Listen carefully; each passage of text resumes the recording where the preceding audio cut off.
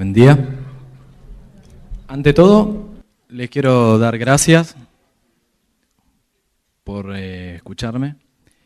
Y como decía en una biografía de Steve Jobs, me siento cumpliendo uno de esos principios de que, como máxima, no sé si dará resultado en mi caso, estimo que sí, estoy rodeado de gente que sabe mucho. Decía Steve Jobs de que había que estar rodeado de la gente que sabe.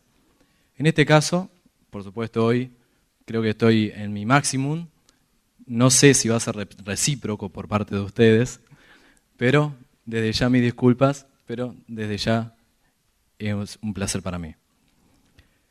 Entonces, como decía, yo no puedo cumplir de la misma manera, quizá recíprocamente, de la que estoy recibiendo hoy de ustedes, pero siempre me complazco con un poema filosófico de Unamuno que decía: la verdad, solo sé que no sé nada, la verdad, los demás no saben más, solo sé que la jornada va sin rumbo ni compás, solo sé que este alma, que esta herida que mata es un no sé qué, solo sé que el alma henchida vive no de agua, sino de sed. Y cuando acá se ha hablado de la capacitación, esa sed permanente que uno debe tener y conservar, también se ha hablado del abuso del proceso. Me pongo a pensar, más allá de la postura que uno tenga con los fines del proceso, y haciendo eco a la consigna TED, ¿cómo se podría titular hoy mi exposición? Se podría titular simplemente como Observaciones de un pequeño marinero. Así, cotidianas, quizás sirvan. En definitiva,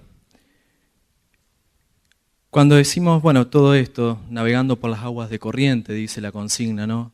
Yo lo planteo, si esto nosotros lo pondríamos dentro de un proceso, ya lo pondríamos entre comillas, ya lo estaríamos elucubrando, algo que nosotros acá aceptamos qué significa de manera pacífica.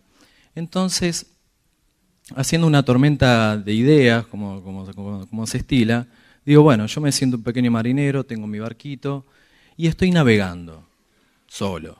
Debo confesar que he llegado a pocos puertos, lo debo confesar. Pero, como decía, me trajo a la cabeza esto dos grandes filósofos, pensadores, de casualidad franceses, Michel Foucault y Lévi-Strauss. Michel Foucault, porque ustedes sabrán, como uno va navegando por las aguas de corriente en este caso, y va averiguando y queriendo investigar con esta sed de conocimiento, que más allá de las almas henchidas que veo acá, siempre estimo que deben y conservan esa sed permanente que los moviliza. En definitiva, me siento como un arqueólogo, como un buceador, como un curioso.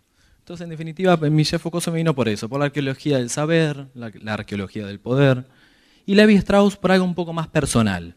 Lévi-Strauss, un sociólogo francés, como ustedes sabrán, fue a hablar de sociología al Japón, que Japón era uno de sus grandes motivos de vida, y que lo conoció de muy grande. Sin embargo, fue al Japón a hablar a los japoneses, a los estudiosos japoneses, de la cultura japonesa. Cuestión que me impresionó bastante. Yo digo, bueno, cuando le hacían la entrevista, se excusa Lévi-Strauss y dice: sí, en definitiva, digamos, yo no tengo el conocimiento directo, como pueden tener muchos de ustedes aquí, o más específico, o más profundo, pero quizás les ofrezca una mirada, dice, más amplia, que le ayuda a comprender desde otro punto. Eso es lo que contestaba Lévi-Strauss, apasionado por la cultura japonesa. Así me siento yo frente a ustedes. A ver si les puedo decir qué veo yo desde la distancia, pocos puertos he llegado, y cómo observo el proceso. En definitiva lo observo como algo, como decía Johan Huizinga, también holandés, pensador, sociólogo también. En definitiva, cuando hablaba en el otoño de la Edad Media, de lo barroco, las formas, qué pesadas que se convertían en lo cotidiano. Y así un poco veo también al proceso, ¿no es cierto? ¿Y qué veo también? Veo que todo es incertidumbre. Siempre me impresionó, y esto sí me marcó, cuando uno habla del proceso, que los derechos, como decía Couture, se tienden fuera de la normalidad, dentro de un proceso litigioso, se tienden inciertos. Y yo digo que todo se tiende incierto dentro de un proceso, y quizá cosas más esenciales de las que correspondería que se tornan inciertas. Y en eso está el lenguaje nuestro, cómo nos entendemos. Sinceramente, este desafío TED, para mí, es un poco ese desafío, descontracturar, hablar de manera más llana, más directa. Lo escuché hoy cuando hablaban del doctor Acosta también, una persona que habla de sencillo, que siempre ponderó eso, de lo directo, y con la sabiduría que esto implica. Como dicen los refranes, el que sabe habla simple y claro. Bueno, Johann Huizinga decía efectivamente eso, los refranes son síntesis de sabiduría popular por generaciones. En definitiva es eso, hablar más claro. ¿Y dónde lo hablamos? ¿Dónde vemos esto del hablar claro dentro del proceso? Bueno, el doctor Peinano ya nos tiene muy bien ilustrado todo lo que es el clariloqui. ¿Qué pasa? Esto del hablar claro no solamente es con respecto a las partes, sino para todo. Porque uno se pregunta a veces, ¿para quién habla el juez en la sentencia? ¿Está hablando para la Cámara eventualmente en caso de que apelen? ¿Le está hablando a las partes? ¿Le está hablando a la sociedad?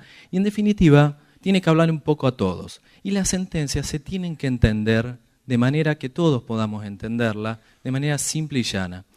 Y veo dos cosas en esto. Una vez, que no le voy a nombrar, creo que no voy a incurrir en ninguna responsabilidad, pero escuché a un experimentado abogado consultarle a un magistrado dentro de una de las exposiciones académicas si no le parecía que los nuevos fallos de la Corte discurrían el derecho de otra manera, discurrían el derecho desde la argumentación, discurrían con menos cita y más argumentaciones, para que se entienda. Y en definitiva, eso me impresionó también, porque es hacerlo más directo, más sencillo y más explicativo. En definitiva, esto de las argumentaciones tiene un correlato reconocido dentro de la Corte, en un fallo no muy lejano del 2010, Uriarte contra Servicio Metropolitano, creo que era, un caso de accidente de un chico que lo tiraron de una formación de trenes. Se llegó por vía de la arbitrariedad de sentencia, se llegó también a fundar dentro de la arbitrariedad la omisión de haber considerado las argumentaciones de las partes con virtualidad para decidir la solución del litigio. Las argumentaciones, hay que tenerla en cuenta. Entonces, como hablamos nosotros de esto del hablar claro, de ser directo, esto es un correlato por ese lado. También dentro de lo que es el proceso, y hablamos del lenguaje, de cómo nos entendemos, yo creo que también estamos poniendo mucha incertidumbre a la manera en que debemos expresarnos. Yo creo que durante el día uno habla, y no hablo solamente del argot o de los términos técnicos con los que uno se entiende con profesionales. Sinceramente creo que hablamos muchos idiomas diferentes en un mismo día, con las mismas personas dependiendo del contexto. Nos ponemos de acuerdo, por ahí tardamos más haciendo un escrito para decir lo que no es que para decir lo que es. Esas son esas complejidades de la manera de expresarnos. ¿Y qué veo? Veo que en las audiencias públicas que hace la Corte, tiene resultado entonces, ¿cómo es esto de los desvíos? Y el desvío también un poco viene con responsabilidad de todos. Yo creo que tendemos a que el proceso se torne como un agujero negro, donde todo es riesgoso, todo es incertidumbre, todo es realidad, teoría de la relatividad aplicada. Por ahí me preguntaba si el proceso no lo estamos tornando una cosa riesgosa en los términos del 1113, con hilaridad lo digo, ¿no es cierto? La cuestión es hacer responsable a quién. En definitiva, esto del contacto directo, yo creo que las herramientas para esto, para evitar estos desvíos, están en la inmediación, está en la publicidad, está en el principio de autoridad. Nos tienen que obligar a hacer las cosas más directas y más simples. Y esto de las audiencias, recordarán también un caso del 2010, si mal no recuerdo, en Pellejero, un caso de discriminación laboral, donde la Corte hace las preguntas a la parte, cuando decide rechazando la demanda. ¿Y saben por qué? Por lo que habían expresado las partes en la audiencia, también, entre otras consideraciones. Entonces, Desde mi punto de vista, esto acá son signos de que estamos ante una nueva herramienta que la tenemos que profundizar. Esto de hablar más claro, más directo, más sencillo. Cuando vemos las audiencias de la Corte donde los jueces reiteran a las partes que está bien, que ya vieron los escritos o las cuestiones técnicas, que expresen claramente para que entendamos todos, la sociedad, etc. Entonces, las herramientas heterogéneas de escritura, oralidad, inmediación, publicidad, principio de autoridad, creo que una mixtura de esto va a ser lo que nos va a permitir que el proceso se torne menos incierto, menos riesgoso y a evitar sus desvíos. Así que, bueno, para concluir, yo creo que lo que resolvió la Corte en Pellejero no es un obiter dictum o algo o una mención más. Creo que es una nueva manera de concebir la cosa judicial. Muchas gracias.